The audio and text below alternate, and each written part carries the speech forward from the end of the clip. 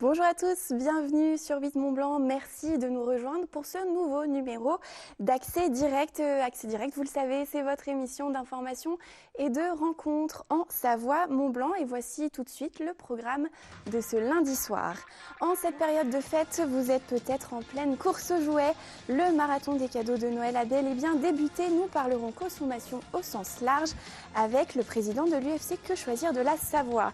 Une rencontre quelque peu mystique nous attend également ce soir puisque j'ai l'honneur de recevoir sur ce plateau le mentaliste Victor Vincent. Enfin, Sébastien Germain, notre journaliste sportif, me rejoindra pour revenir ensemble sur l'actualité chargée de ce week-end pour le sport savoyard. Mais avant tous ces invités, je reçois Fanette pour les titres du journal. Salut Fanette. Salut Victoria.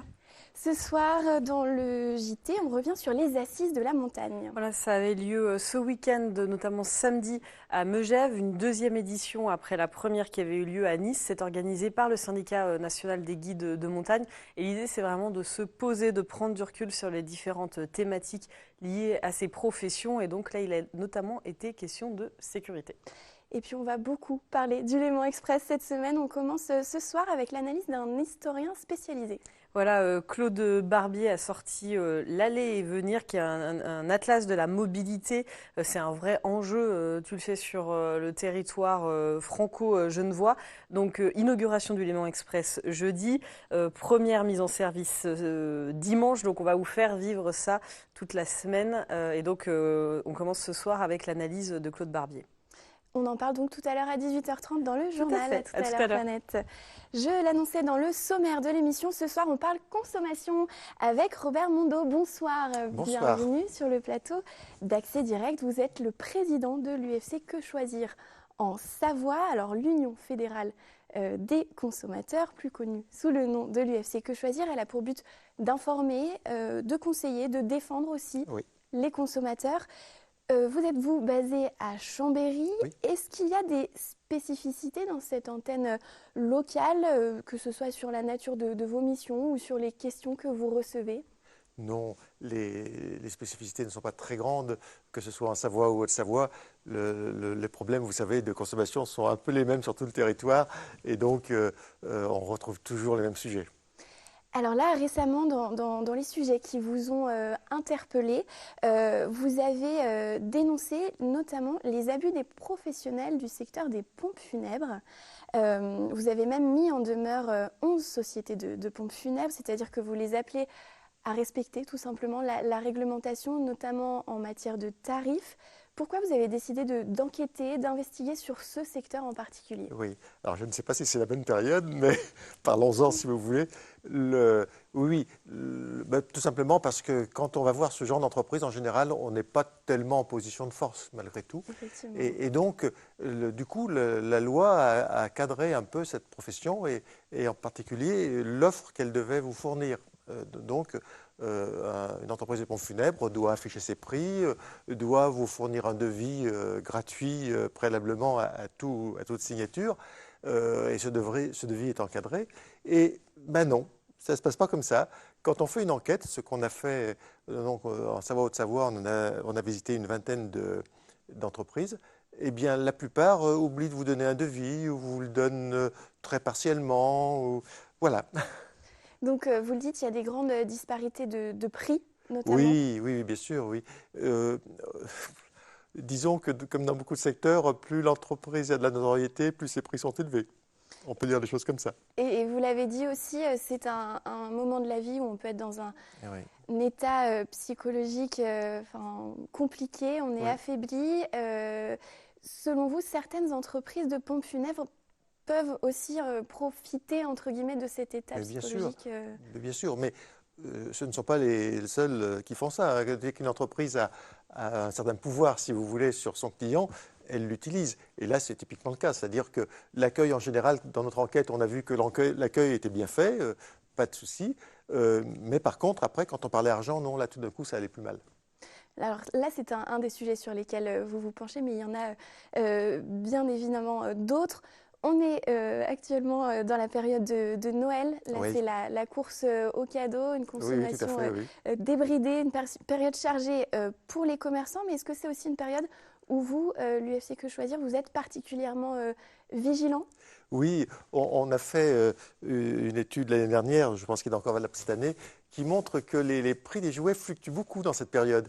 C'est-à-dire qu'en septembre, ils sont à leur prix normal, et puis en novembre, tout d'un coup, il y a une grosse baisse, ce sont les catalogues, mais remarquez bien, les catalogues s'arrêtent en général entre le 1er et le 5 décembre, et à partir du 5 décembre, hop, les prix remontent pour atteindre bien entendu des sommets autour du 20. Donc, vous voyez, pour nos auditeurs, ce qu'il leur reste à faire, se précipiter pour très très rapidement acheter encore à des prix pas trop élevés. Avant la hausse Avant de la nouveau, hausse finale d'avant Noël, oui, bien sûr. qu'est-ce qu'il faut craindre particulièrement en tant que consommateur dans ces périodes de Noël? Comment on peut prendre aussi nos précautions dans nos achats? Oui, bah, ce sont d'abord des achats souvent un peu compulsifs, hein. Voilà, on veut faire plaisir, donc on ne regarde pas trop. Et puis, ce sont des achats pour offrir.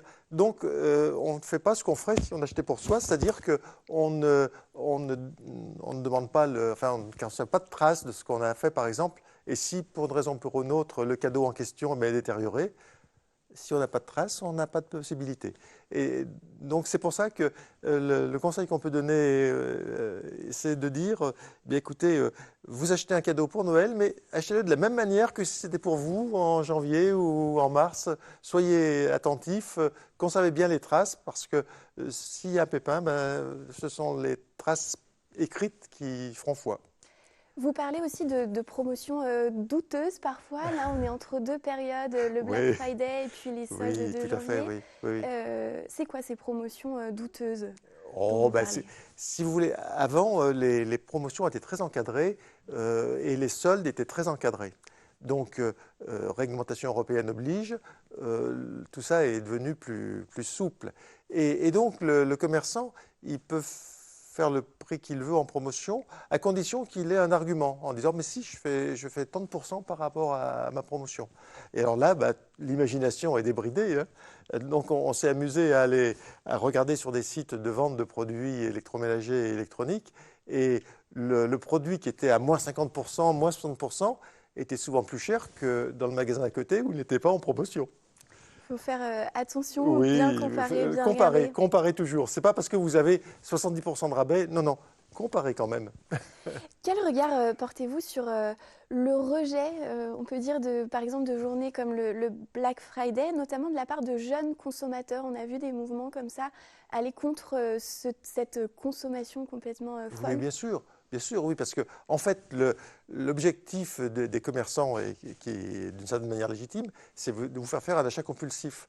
Donc, vous achetez beaucoup, je crois qu'on l'a vu, hein, vous achetez beaucoup, et vous achetez très vite, parce que bien sûr, demain, ça n'existera plus. Tout ça, ça fait un consommateur faible, et avec le résultat qu'on connaît. Mais vous voyez, j'imagine, des modifications dans les comportements des consommateurs. Ils sont un petit peu plus attentifs.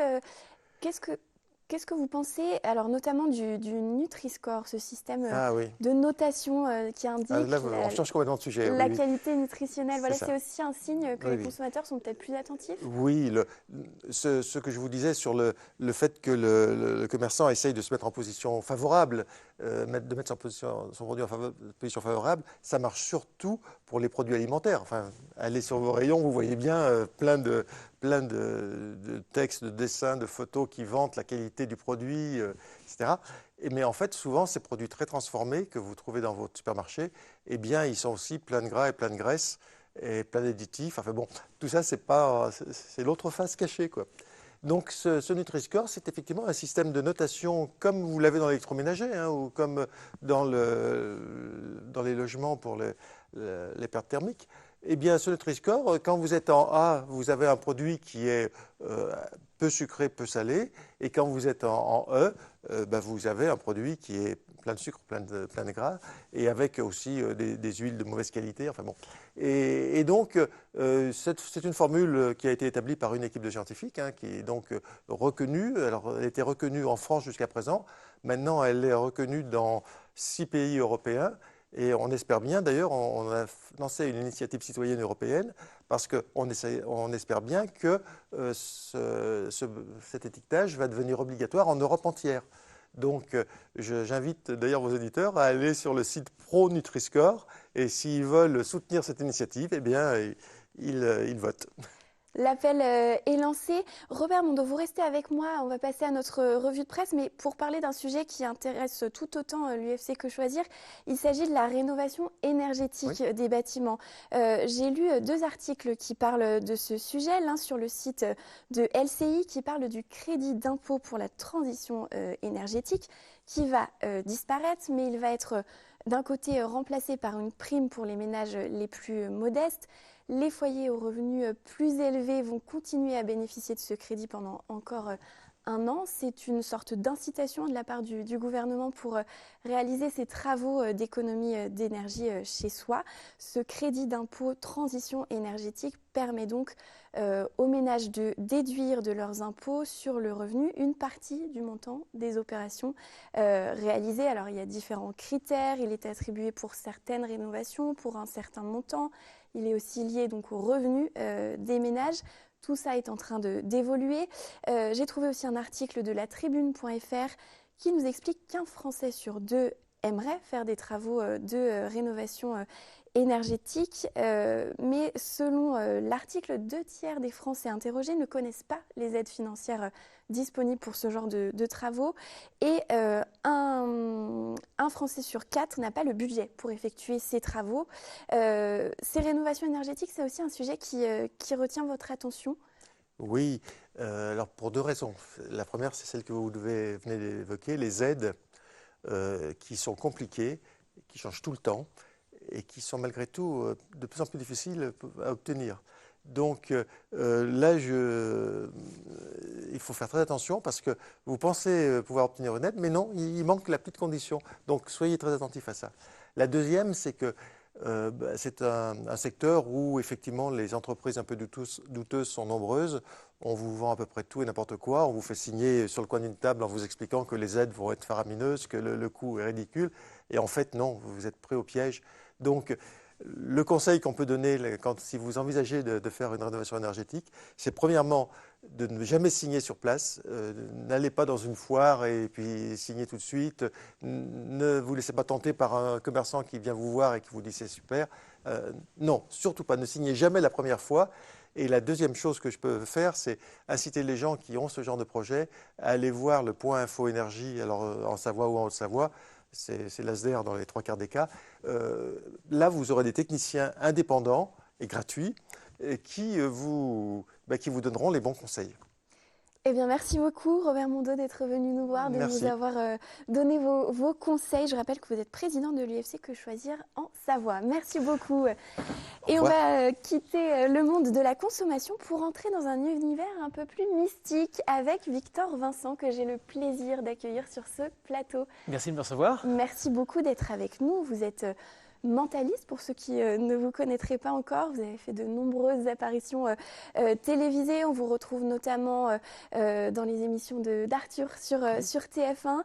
Et vous êtes ici pour nous présenter votre spectacle Mental Circus, que vous présentez en ce moment en tournée, que vous présenterez en début d'année en Suisse voisine.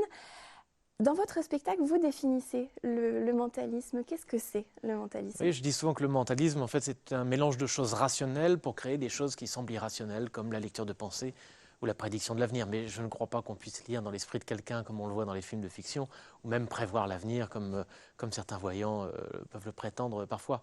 Je fais simplement des choses rationnelles. C'est de l'illusion, voilà, et j'utilise le mentalisme pour raconter des histoires et inclure les spectateurs de manière très immersive dans mes spectacles. Alors, sans tout nous raconter, comment vous avez imaginé l'univers de ce spectacle? On plonge dans les années 30. Pourquoi avoir choisi cette période? Écoutez, c'est une période qui me fascine et le récit commence lorsque Charles Lindbergh traverse l'Atlantique, dans la nuit du 20 au 21 mai 1927. Et là, en fait, le monde va devenir plus petit, ça va faire l'effet d'une bombe. Les limites du corps ont été repoussées. Mais il y a une autre question qui va se poser, c'est est-ce que les limites de l'esprit vont, elles aussi, être repoussées? Et en 1927, on est à New York, dans un décor fabuleux, art déco. C'est la prohibition, on ne peut pas vendre d'alcool, on ne peut pas en acheter, mais ça n'empêche pas qu'on peut consommer de l'alcool et trouver des endroits pour s'amuser. Et dans ce décor-là, dans cette ambiance-là, eh bien, plusieurs artistes de music hall tout simple vont laisser apparaître toutes les toutes les merveilles à venir du XXe siècle, parce que personne ne voit les horreurs arriver. Mais bon, voilà, enfin bref, voilà, ça c'est un petit peu l'histoire, mais on s'amuse beaucoup dans ce spectacle. Il y a des expériences interactives où les personnes montent sur scène, toujours avec leur autorisation, ça c'est très important, parce que je ne force jamais personne à monter sur scène. Au début, on peut peut-être avoir quelques appréhensions, mais très vite, tout le monde lâche prise et on comprend que tout cela est fait avec beaucoup de bienveillance, donc tout le monde veut monter sur scène après. Alors, je crois que justement, vous avez prévu une petite expérience. Oui, vous m'avez demandé pour moi. quelque chose. Alors, justement, j'ai été fouillé dans 2-3 petites choses que vous avez. Vous avez une tasse ici. Je vous ai trouvé un dé aussi. Est-ce que vous pouvez prendre la tasse, le dé? Est-ce que vous pouvez mélanger? Je mélange comme Allez-y, ceci. vous mélangez. Je Vous mélange regardez, bien. vous êtes sur un numéro. Je vous laisse regarde regarder le numéro. Vous l'avez vu? Je C'est l'ai bon vu. Bien. Maintenant, vous allez juste compter de 1 à 6. Et forcément, en comptant de 1 à 6, vous allez nous dire le chiffre sur lequel vous êtes.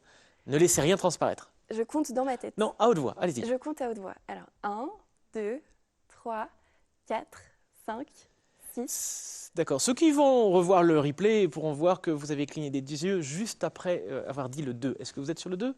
Oui. Oui, d'accord. Vous voyez, c'est quelque chose de rationnel. On continue. Alors, Remélanger un petit peu. Je vous laisse regarder discrètement. C'est bon? Alors, J'entends que je c'est regarde. fait. C'est fait. Changez d'avis. Changez d'avis. Je Remélangez. change Oui, de oui. remélange. Remélangez encore un peu. C'est bon? Je sens que c'est bon? C'est bon. Ok. Comptez 1 à 6. Allez-y. Alors, 1, 2, 3, 4, 5, 6. Ok. Là, c'est différent. Vous avez cligné des yeux plusieurs fois. Vous étiez sur le 1 au tout début, c'est juste? Oui, Sauf que C'est maintenant vous juste. êtes sur le 5, c'est exact? oui, c'est Oui, c'est ça, ok. Bon, c'est voilà. impressionnant. l'idée c'est de s'amuser ouais. un petit peu avec ce genre de choses, donc essayer de deviner un peu ce qui se passe, mais vous voyez, Ouais. ça reste extrêmement ludique et Oui. ça reste amusant, c'est ça qui est très important.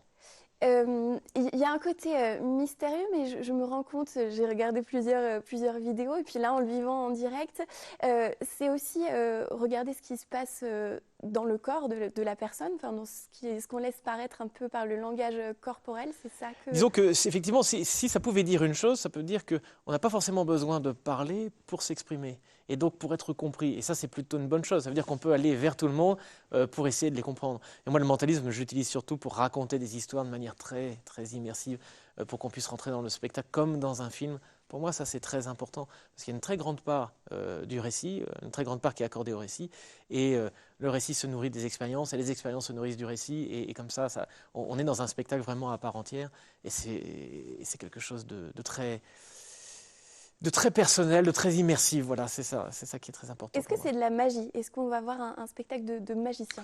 Je suis un illusionniste, un mentaliste c'est un illusionniste, mais à la différence d'un magicien, un magicien va utiliser des choses concrètes. Il va vous couper en deux, par exemple, voyez-vous. Bon, moi, je ne pense pas que j'aurai cette autorisation, hein, vous n'allez pas me la donner, mais voilà, Non, pas un pour le magicien va jouer avec des choses concrètes, moi je vais jouer avec des choses un peu plus abstraites, mais nous partageons tous les deux nous sommes tous les deux des illusionnistes et nous partageons la même finalité, c'est-à-dire un divertissement ludique et intelligent, espérons-le. Alors, on rappelle les dates de votre spectacle, donc celle qui nous intéresse évidemment Bien en sûr. Suisse, toute proche, à Yverdon-les-Bains le jeudi 20 février 2020, à la Marive à 20h. Vous serez également à Genève le vendredi 21 février 2020 au Théâtre du Léman à 20h30 et enfin à Saint-Maurice le samedi 22 février au Théâtre du Martelet à 20h30. Toutes les informations sont évidemment retrouvées sur votre site. Absolument. victorvincent.fr. Est-ce qu'il reste encore des places pour toutes ces dates? Il reste encore quelques places, mais on approche, se dépêcher. vraiment. Pour Noël, Pour les une fêtes, bonne voilà, idée, c'est vrai de- que c'est une de belle idée cadeaux. de cadeau pour les fêtes. Enfin, une belle idée de cadeau, ça me va bien de dire ça évidemment, mais moi je m'amuse tellement, j'ai envie de partager ça avec beaucoup de personnes. Bon, eh bien, merci beaucoup d'être Merci venu beaucoup, nous voir merci de en tout m'avoir cas, reçu. et puis bonne route à vous. Merci, Merci. Victor Vincent. Merci, Je vous à très invite vite. à regagner À très vite, la merci régie. beaucoup. À bientôt. Le temps pour nous de passer au sport sans transition avec Seb qui m'a rejoint sur le plateau. Seb, le mentalisme, toi, ça Ouais, t'intéresse? c'est assez impressionnant. C'est impressionnant, ouais, pour Non, l'avoir dans vécu cette du coup. position de l'invité là. On est plus habitué. Bon, avec toi, on va pas faire du mentalisme, on va parler sport, Voilà. puisque l'actualité sportive a été particulièrement chargée dans nos pays de Savoie. On va commencer avec du foot. Oui, beaucoup de choses. Un 8e tour de la Coupe de France. 8e tour qui concernait deux équipes en Haute-Savoie, le FC Annecy et le SCI. On va voir les images de ce premier match entre le FC Annecy, club de National 2, et Chambly, équipe de Ligue 2. On regarde le résumé. Le FC Annecy, club de National 2 contre Chambly, actuel 17e de Ligue 2. Cette rencontre du 8e tour de la Coupe de France paraissait déséquilibrée sur le papier. Et pourtant sur le terrain, ce fut une toute autre histoire. Les Annéciens lancent les hostilités dès la 2e minute. Alexandre Fillon alerte Jean-Jacques Rocky dans la profondeur. Le centre du capitaine au Savoyard est repris par Anthony Le Tallec, sans réussite. 5 minutes plus tard, Romuald Demarié tombe sur un gardien camblisien vigilant. On retrouve Anthony Le Tallec à la 12e minute, mais son but est refusé pour hors-jeu. Le buteur au Savoyard ne trouve décidément pas la clé, comme sur ce nouveau duel, cette fois-ci remporté par Pinotto, le gardien adverse. Et ce n'est pas terminé puisque Nicolas Garbi va lui aussi tutoyer la barre transversale de Chambly sur cette frappe soudaine à la 28e minute. Rien n'y fait, 0-0 à la mi-temps et on se demande encore comment. Mais on le sait, le football reste une science loin d'être exacte. Chambly, jusqu'alors totalement inoffensif, va pourtant ouvrir le score à la 56e minute par son numéro 8, Joachim Eckmayer. Douchés par le réalisme adverse, les Rouges vont néanmoins trouver les ressources pour revenir dans le match. Jean-Jacques Rocky est bousculé par Gonzalez dans la surface. Monsieur Rainville siffle le pénalty. L'expérimenté Anthony Le Tallec ne tremble pas pour égaliser et ouvrir son compteur but avec Annecy. Action identique 3 minutes plus tard, mais dans l'autre surface de réparation. Cette fois, c'est le premier buteur Eckmayer qui se retrouve au sol. Un nouveau pénalty.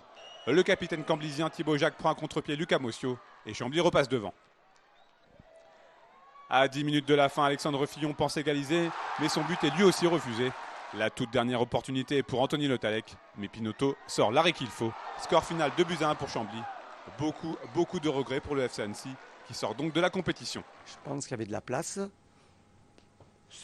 À partir du moment où on ne concrétise pas, on se fait punir. Je pense surtout dans les premières 20 minutes.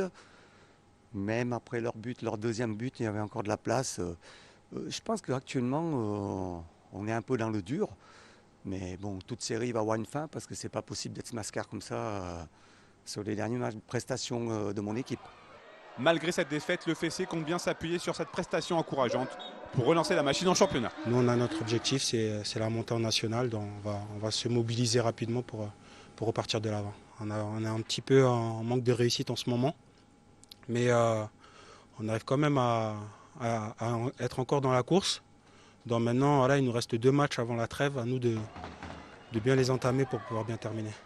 Prochain match pour Annecy ce vendredi avec la réception de Louan Cuiseaux, actuel 2e du classement.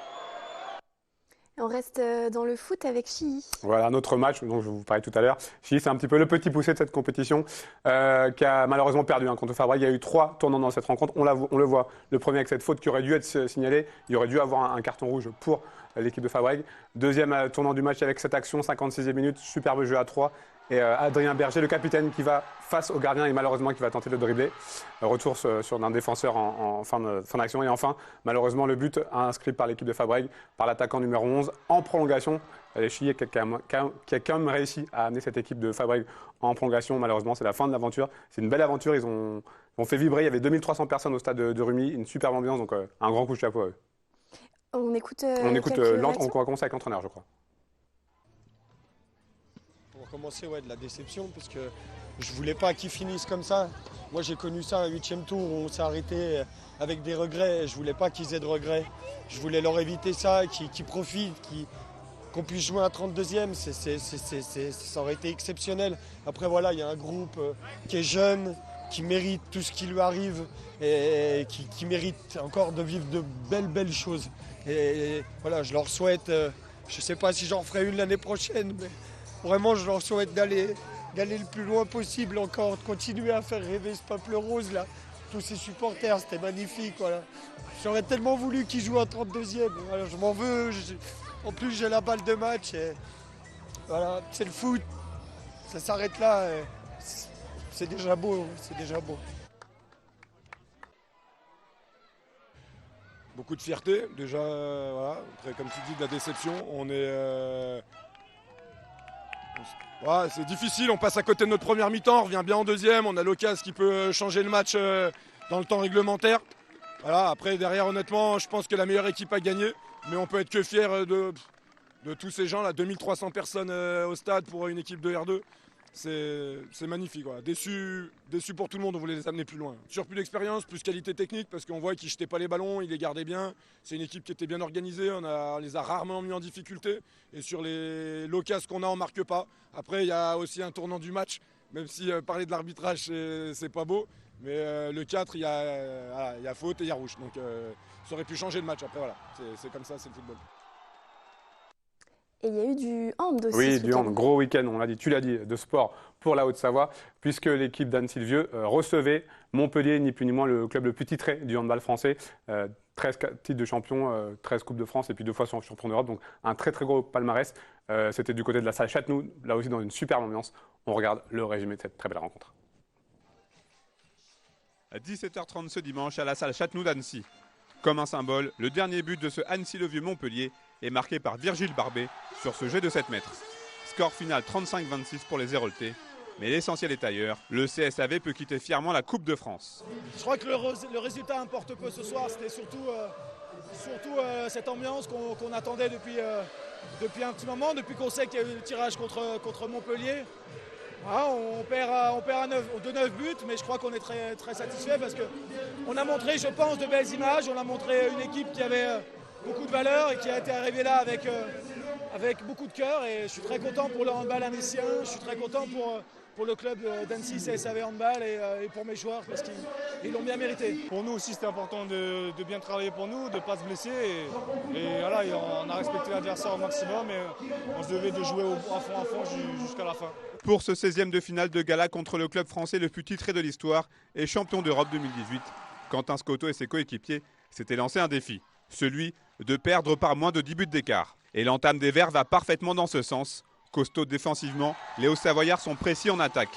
Résultat, le CSAV Handball mène 3-2 à la 5e minute.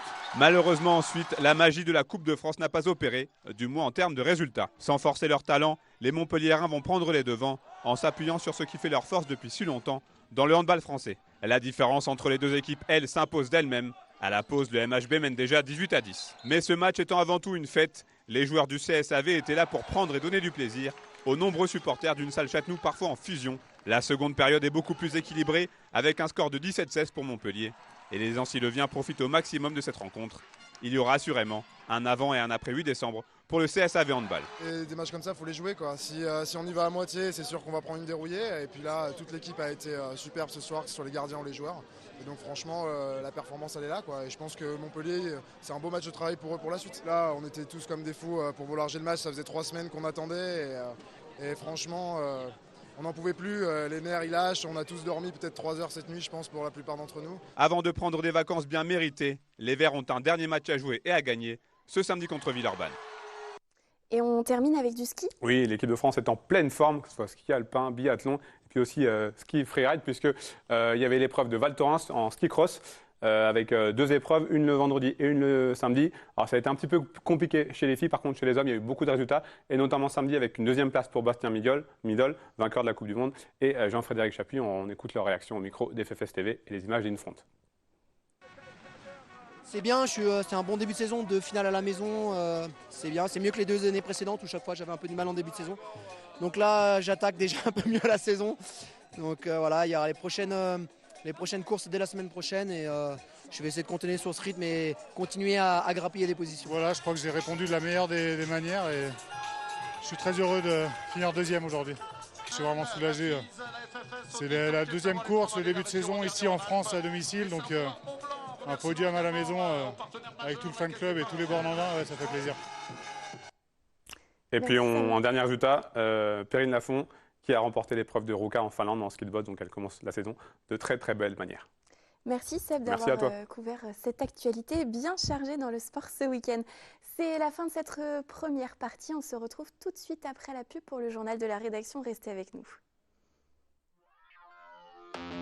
Bonjour à toutes et à tous, on se retrouve la semaine prochaine pour le lancement